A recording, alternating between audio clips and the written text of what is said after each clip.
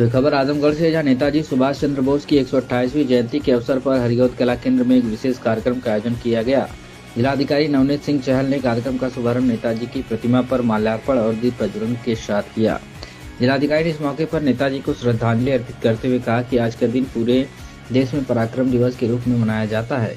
उन्होंने बताया कि सरकार ने 2021 में नेताजी के अद्वितीय योगदान को सम्मानित करने के लिए 23 जनवरी को पराक्रम दिवस घोषित किया था।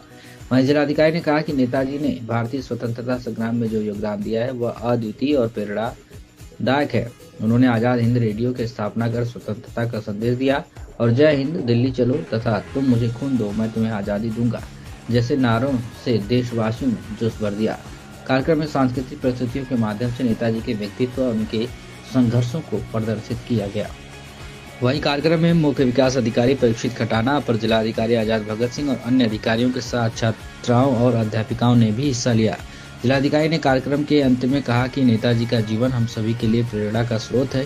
उनके दिखाए मार्ग पर चलना ही उन्हें सच्ची श्रद्धांजलि होगी। क्या कुछ कहा अपने संबोधन में डीएम आजमगढ़ ने, आप सुनिए।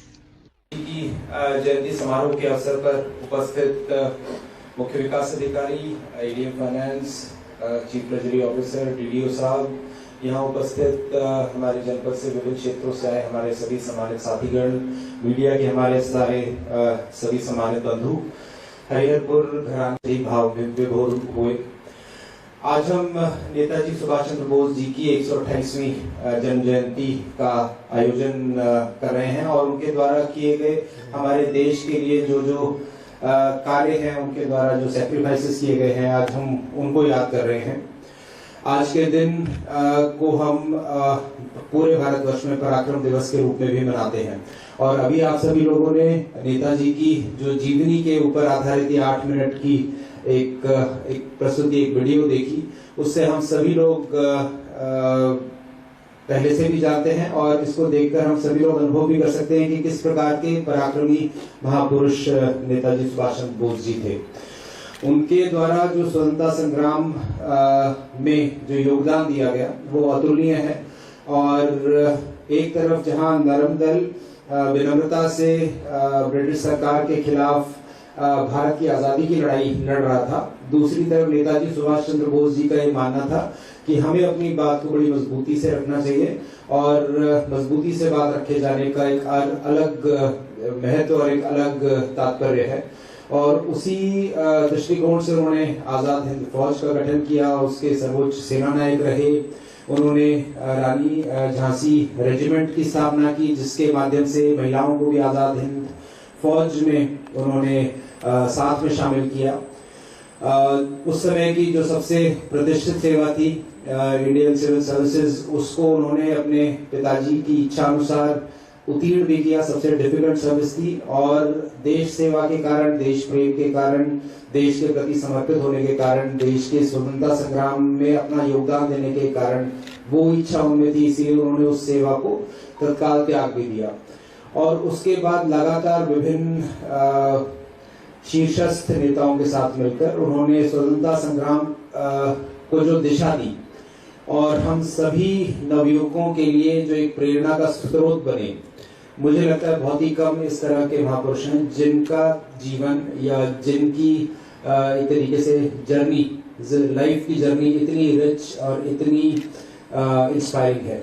हमारे बीच में आज बहुत से छात्र छात्राएं यहाँ पर मौजूद हैं और निश्चित ही आप सभी लोग पहले से भी नेताजी सुभाष चंद्र बोस जी की विभिन्न स्टोरीज, विभिन्न उनके द्वारा किए गए कार्यों से अवगत जरूर हैं। आज इस लघु फिल्म के माध्यम से भी आप लोगों को अवगत कराया गया। हम सभी लोग कहीं ना कहीं नेताजी सुभाष चंद्र बोस जी से बचपन से ही बहुत व्यक्तिगत रूप से भी और स्वतंत्रता संग्राम सेनानी होने के नाते बहुत प्रभावित रहे हैं। आज ये आवश्यक है कि हम उनकी जन्म जयंती के अवसर पर उनके द्वारा दिखाए गए रास्ते पर, उनके द्वारा किए गए हम सभी लोगों के लिए कार्यों को याद कर सके।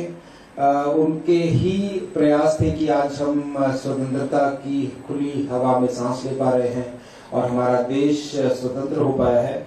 वो एक इस प्रकार के महापुरुष थे जिनके लिए हम जितनी भी कृतज्ञता प्रकट करें वो कम है।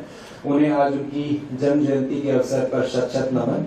और पुनः हम सभी उनको सही रूप में श्रद्धांजलि तभी दे पाएंगे जब उनके बताए रास्ते पर या उनके जो देखा हुआ, जो उन्होंने एक विजन रखा था हमारे देश का, भारत देश को किस प्रकार से हमें अतुलनीय और अभूतपूर्व राष्ट्रों की श्रेणी में लेकर जाना है, उस विजन को हम सब लोग पूरा करने के लिए लगे रहेंगे, चाहे वो हमारे छात्र छात्राएं हों, चाहे नवयुवक हों, चाहे विभिन्न क्षेत्रों में कार्य कर रहे हमारे भारत के नागरिक हों।